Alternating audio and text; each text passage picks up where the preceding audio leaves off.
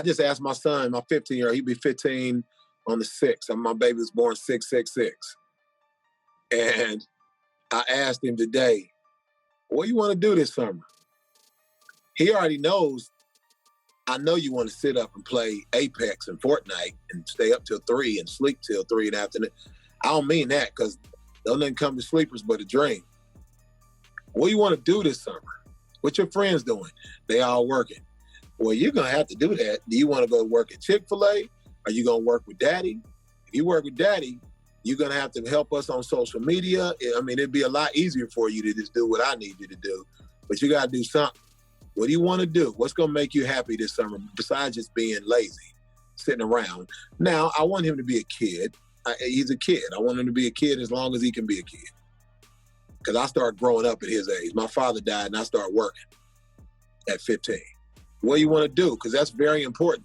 Now that you found what you want to do, how can you make money doing what makes you happy? That's the key.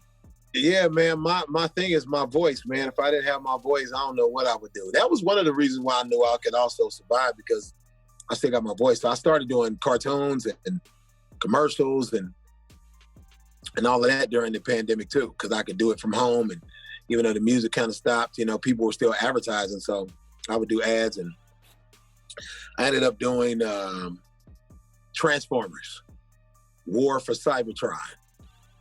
I played Bumblebee. I wanted Bumblebee. I played Dinobot.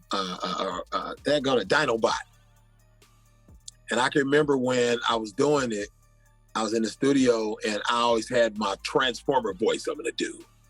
You know what I mean? And it was this line about Megatron thought I was deceiving him because Dinobot he's playing both sides. He's playing the Autobots and Transformers against each other. And I had to do this thing that says, no, it's not betrayal, Megatron. I'm trying to give you the cube. And I had my whole voice. It's not betrayal, Megatron. I'm trying to give you the cube. And they were like, no, you don't have to do it like that. So I decided I was going to do it even like Megatron. It's not betrayal, Megatron. Here's the cube. And now they're like, no, not like that. And they were like, just use your regular voice. Like, how would you say this if you were just talking? And I was like, it's not betrayal, Megatron. I'm trying to give you the cube. And they were just like, yeah, it's like that. Which is more how I would normally talk, and it's just an interesting experience, man. I always wanted to do it. And then that led to me doing the Tekken cartoon, the old game Tekken. I played some dude, they always want me to do the black dude voices. So I played some dude where I had to be like, come here, little punk, and just, whatever. But interesting stuff, man. The only thing about doing voiceovers is you got to audition, and I wasn't used to ever auditioning.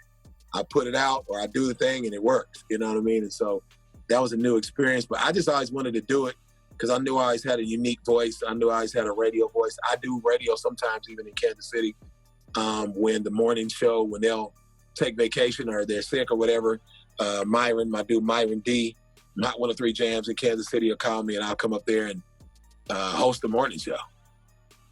So, and dudes don't have to have these big boomy radio voice anymore. You just get on there and talk. And me, I want to be on there, Hot 103 Jams. And they're like, nah, you ain't got to do that. Just talk. You know what I'm saying? I've always had a huge bucket list, man. I was a kid that had a lot of imagination. You don't turn into a creative artist like that just overnight. Like, I always had a creative spirit.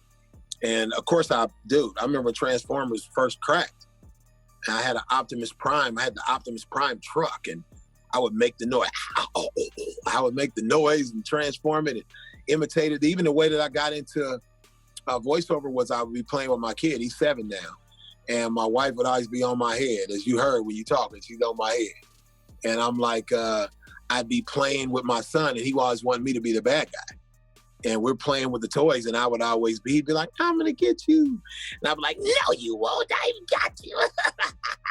I'd be playing and doing all these voices. He always wanted me to, like, really do the characters. Or if I play, Optimus, and he didn't ever want to be the bad guy, I would do the Optimus thing, like, transform and roll out. And he would love me to just do all of these voices. And my wife was like, you should, like, I don't know what you got to do to get into voiceover. I think you should just do it. And it's a super lucrative business too. So I always played around in music. I always played around with my voice, man. And so I just took my hobbies going back, bringing it full circle, talking about what we love and just try to get paid for what you love doing. And I found a way. You know, I found Tech Nine. Well, Tech Nine found me, and we did music forever and ever. And, you know, and so that was off the bucket list. I became a transformer myself, but being Dinobot, that's on the only thing I haven't done is had a #1 song. That's the next thing on the bucket list is a top 10 song, just, you know, a #1 hit for real on radio. You know, but me doing it myself, you never know. We'll see, man. Maybe a major gets involved. Who knows? I'm having lots of conversations all the time. We'll see. Wait just dropped today. So we'll see what happens with the success of Wait, man. I've collaborated on this. Feeling Good is produced by a dude named Wishmaster, who I've collabed with him for a long time, for years.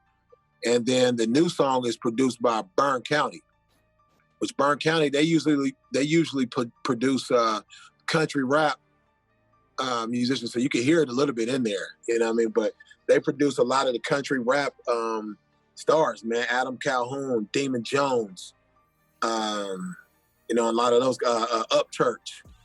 They produce for a lot of those dudes, man. So it's a totally different genre than I'm in. But then I got songs with them. I got songs with Demon Jones, one of the country rap legends, man. Demon Jones, song called Cornfield on Fire. So country top 40 smasher too. And then I got with, through him, I got with Bern County, and they produced the song Wait. But we co-produced it, actually.